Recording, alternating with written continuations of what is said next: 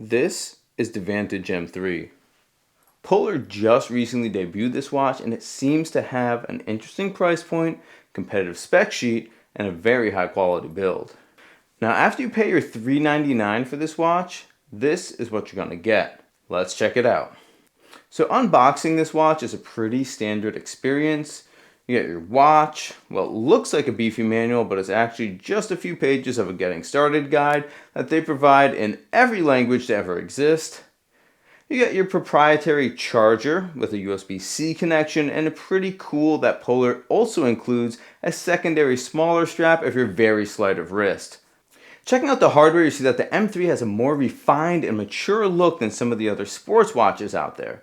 I have the black model, but the grayish sand model also looks pretty sharp. Here you can see a sleek and textured stainless steel bezel on the front that sits just above the Gorilla Glass display. The display is 416 by 416, 1.28 inches AMOLED screen that has both touch controls and always-on display functionality. The body is plastic with overall dimensions at 45 millimeters in diameter and 12 millimeters in height. The watch feels both solid thanks to the bezel, but also nice and lightweight at the same time. The stated weight is 53 grams with the band on. The buttons have some texturing on them, and the light button looks stainless and is used for ECG, and the OK button has a red tint to it. The band is silicone at 22 millimeters wide. It has a cool texture on the outside with a more kind of standard look inside with plenty of adjustment points. I do have to note this band is a little bit of a pain to get on. It just doesn't want to slide through the band loops. The silicone is just extremely grippy. It's fine once it's on though. Oh, and it uses standard quick fit pins to attach. The sensor that Polar uses here is their Elixir branded sensor, which is their 4th gen optical heart rate, 1st gen SpO2, 1st gen skin temp, and 1st gen ECG. We'll talk about accuracy on the sensor in just a bit. GPS has all the major systems and is dual band for higher accuracy in challenging environments. You get 32 gigabytes of storage here, and it's all dedicated to maps and the system, as you are unable to store or play any local music files. Now finally, the battery, when using always on display, is at about 4 days when doing daily GPS activities and 7 days with race to wake. Not too impressive with day-to-day battery life, but I found that my standard daily 15 to 20 minute charge while taking a shower and getting dressed keeps it topped up, so it fits into that routine. Then it's okay as far as I'm concerned with battery life. On the other hand, the battery is rated for up to 30 hours in GPS mode, so you have great efficiency during activities and enough time to complete even ultra marathons without concerns. Okay, so let's talk design now. Overall, I'd say that the hardware design is simple, but still looks as mature and elegant as you'd want for a sports watch, thanks to some of the textures on the bezel and the buttons, as well as the small details of the watch strap. So if you wore this in a business or semi-formal setting, you wouldn't turn heads for the wrong reasons. Okay, moving on to build quality now. Overall, the build quality seems to be a competitive strength on the Vantage M3. Earlier I said that the bezel is stainless steel, but really it's the entire top half of the body. And that, along with the texture on the buttons, gives a really premium feel for the price point that other brands aren't matching. Ironically, my only complaint I have for build quality is about those same buttons. They look great, but seem so soft and mushy compared to most other watches I've used. They also seem to be just a tad too shallow, both in their height from the body as well as their travel when pressed, and when I was running with gloves on, even just thin running gloves, the buttons just weren't easy to find and use. Okay, moving on to the UI for the watch. This took me a little getting used to. First, the button navigation. On the right side you have up, down, in the middle is the OK button.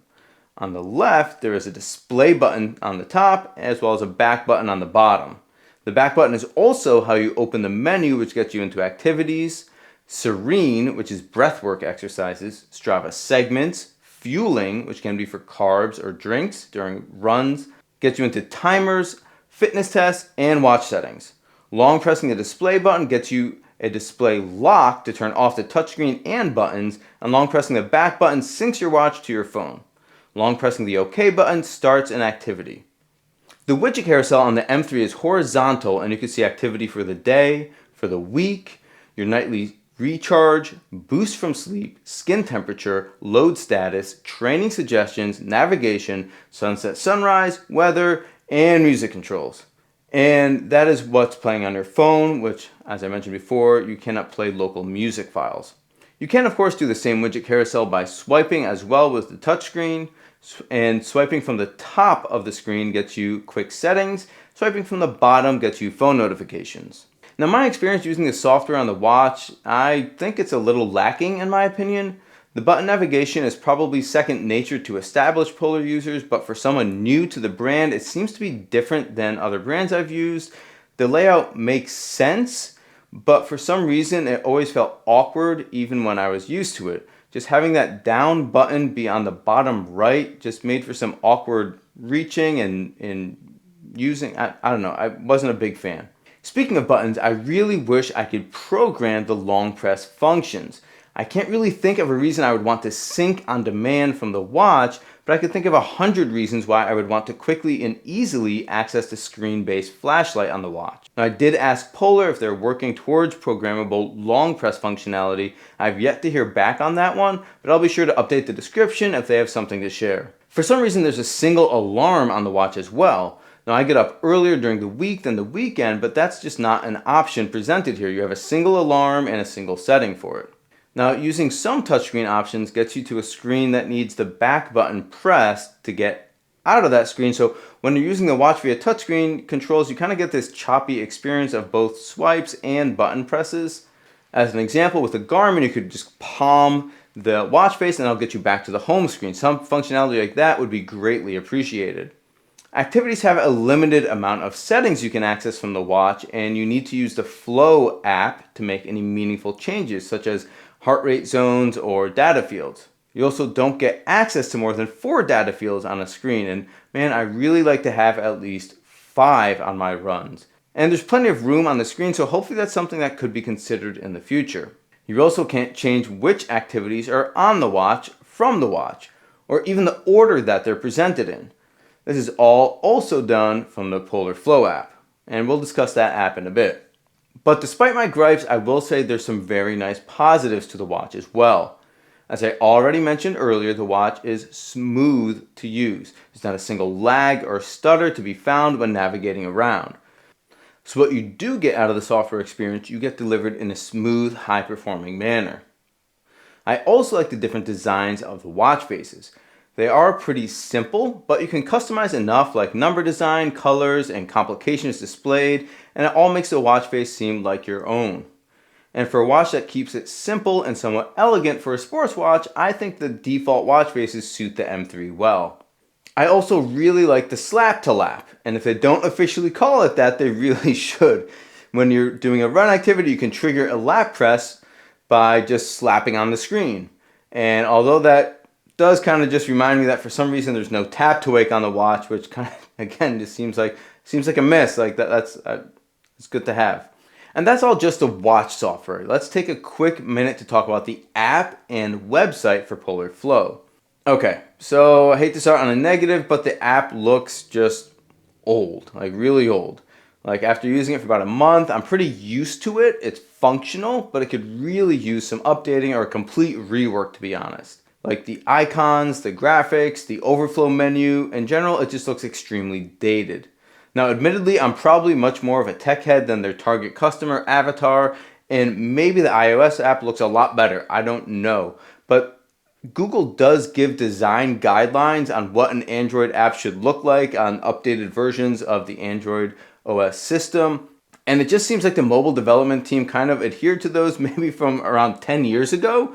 And they haven't changed anything since then. So anyways, so you get some of your standard stats on the main screen, like your cardio status, your activities done, your activity goal, nightly recharge, your boost from sleep, your sleep charge, your sleep time, and your skin temperature. Now, if you use the navigation drawer, you can access some of those same features from here as well, but you also get the calendar, which inexplicably seems to be the best place to see your weekly workout summary. I think this really should be somewhere that's a little more front and center on the app. Now, you also find your sport profiles all the way down here, and that is key to make changes to the activities. There's also times where you think you'll be able to touch on a metric to get more details, and it's just Well, no, there's nothing there. So definitely not the most comprehensive or well-designed app. But here's the saving grace.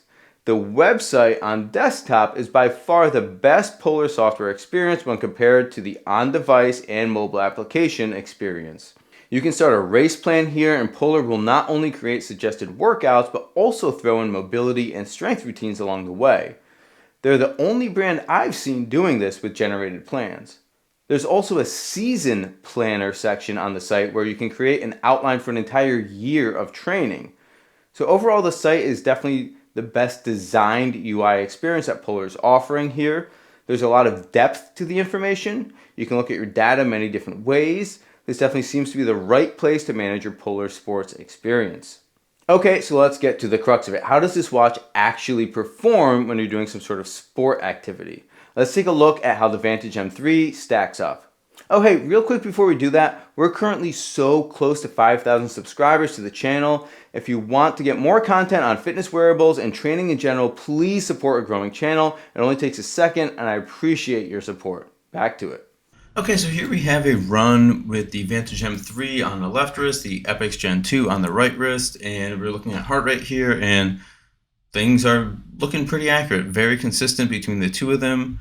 And this was actually a run that had like an interval aspect to it, where I'm speeding up, slowing down, with a bit of a warm up to start, a little cool down, and both watches hit it pretty good. I mean, if anything, the Garmin kind of wanders a little bit here, and it looks like the Vantage M3 performs extremely well.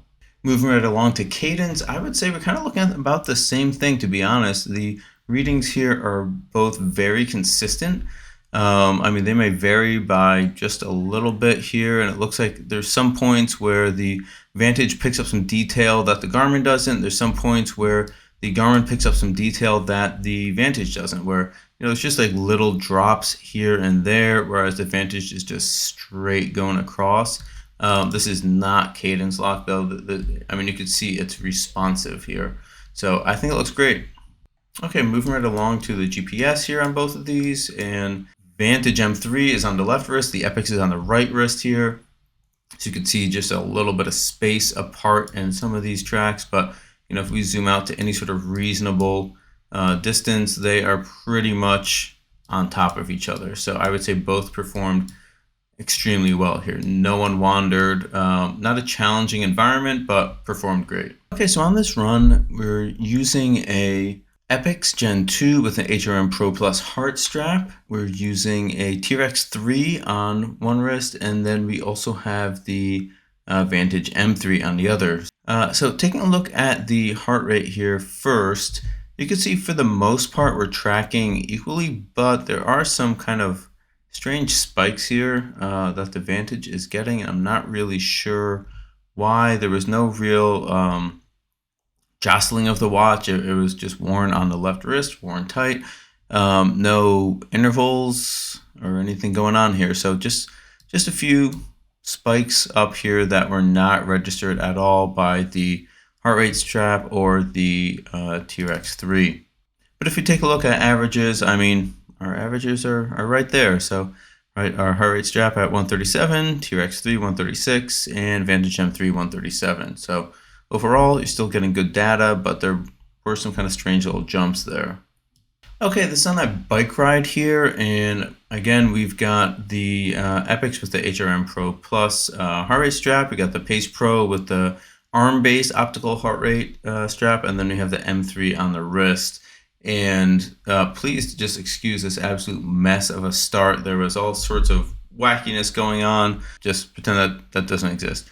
Okay, so let's look at the actual data that we're getting here on heart rate, and I think this is, to be honest, this is about what you expect with a wrist-based optical heart rate readout versus reading on the chest with ECG and on the upper arm with optical.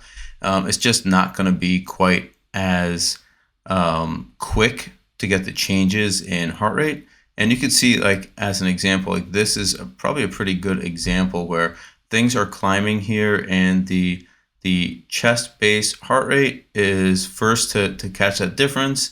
Then the arm-based optical is second, and then the wrist finally catches up over here, like like 20 seconds later, and starts realizing, hey, things are heading on up. But I mean, you know what? I'm not going to say that the Vantage M3 did a bad job there. I think most of the time, wrist-based is just going to be like that when it comes to something like bike riding, where you're gripping handlebars hard and heart rate can be going up and down quickly. I mean, if we're not having big changes, you could see everything is pretty much lining up. And then when things start changing real quickly, you know, the Vantage M3 kind of lags behind. But again, that's kind of expected. Okay, so this is strength training activity, and this one was a head scratcher. I have no idea what happened here. We have the Vantage M3 in blue and the Epics in purple, and these are both just worn on my wrist, just working out, and things are all over the place. Like, this is crazy. I mean, the Vantage measuring me at like a 75, whereas the Garmin's measuring me at a 110. This was unexpected. Again, strength training is one of the more challenging activities because you're gripping things, you're moving quickly, your heart rate is going up, dropping down. So it is a challenge, but this was strange enough that I decided I had to test it again. So let's take a look at that. Okay, so on this one, this is a new workout now, and now I'm wearing a arm-based optical reader with the Coros Pace Pro. I have the Vantage M3 on my wrist, and then I have the chest-based heart rate reader with the Garmin HRM Pro Plus. So the Vantage is purple in this one, and you can see here again, it's just not super accurate. And so like right here is a good example where the chest-based ECG going up first, optical arm-based going up second, wrist-based kind of not really getting there until we look like 8:20 to like 40 seconds later before it's really, it starts trending in the right direction, but before it gets to the right level. So definitely not the strongest performance. So I would have to say, I think that the Vantage M3 does struggle in some of these more challenging activities. You know, during the runs, the heart rate just matched up with either other watches or heart rate straps. Everything looked very good on runs, steady state, intervals. But on the bike activity, the strength activity, things where I'm gripping hard and presenting a little more of a challenge, it does seem that the Vantage M3 struggles a bit. Okay, let's talk about some of the relative strengths and weaknesses of the Vantage M3. I think at the $400 price point, this is firmly entrenched against the Coros Pace Pro at $349, the Suunto Race S, which ranges from $349 to $469 depending on materials, and the Forerunner 265, which has been frequently on sale recently at $349, as the new Forerunners are likely due out very soon. Now, when comparing against that field, I think one of the strengths of the Vantage M3 is the mature and more premium look. With the nice bezel here, this watch can be dressed up when needed or perform in your next marathon just as easily. The GPS also seems to be quite accurate, and spec-wise, it runs its software without any hiccups or lags.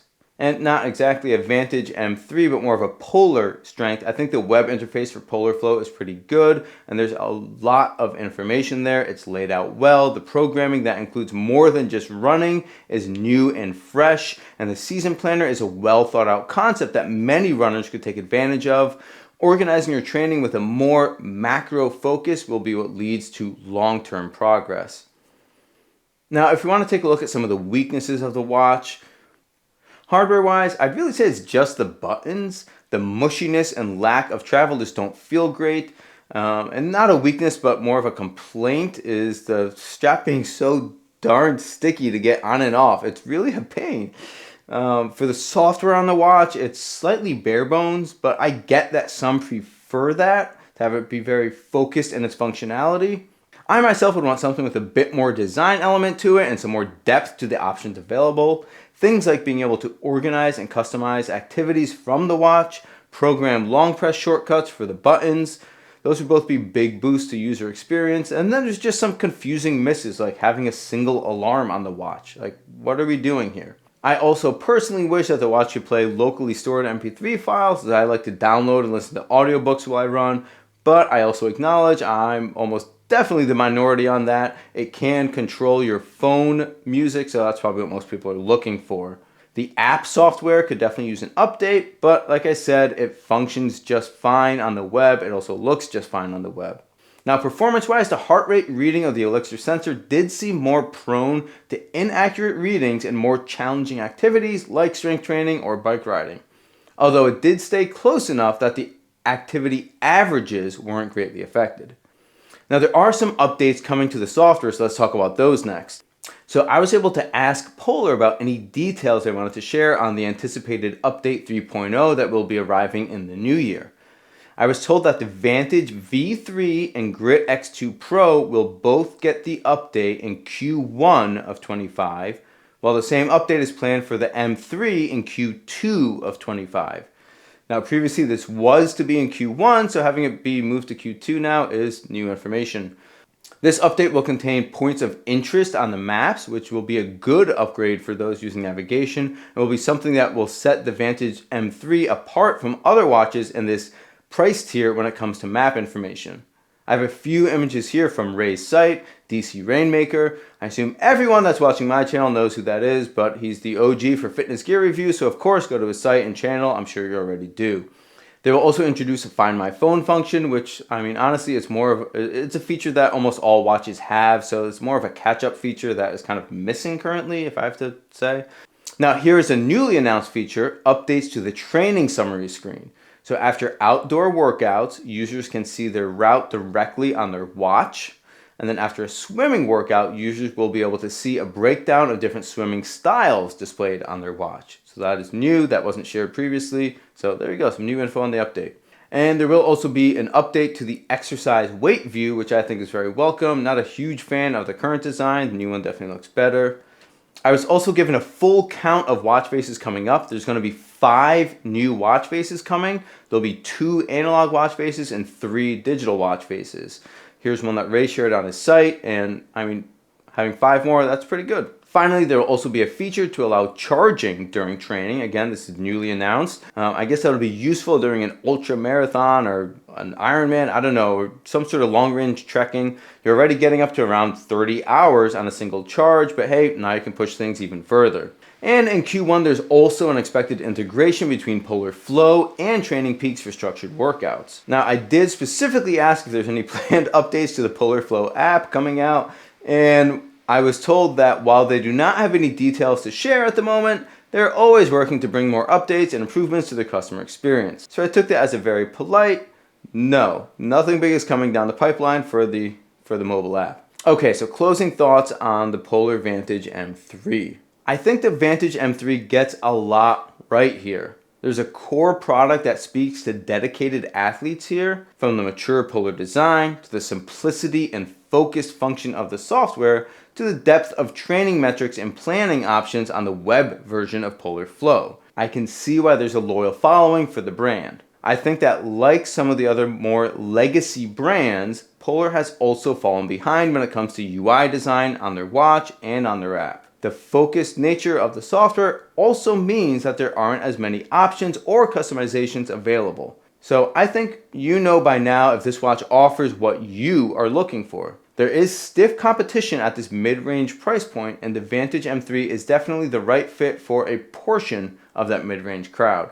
Now, if you have any questions about the M3 or already have one and have had a different experience than I did, please let me know in the comments. If you want to see any further comparisons or different models compared to the M3, let me know that as well. If you made it to the end, that means you probably liked the video, so now would be a great time to hit the thumbs up and subscribe for more great content. Thanks so much for hanging with me today. I'm Dave, and this is Dave Does Fitness. Have an awesome day and stay fit.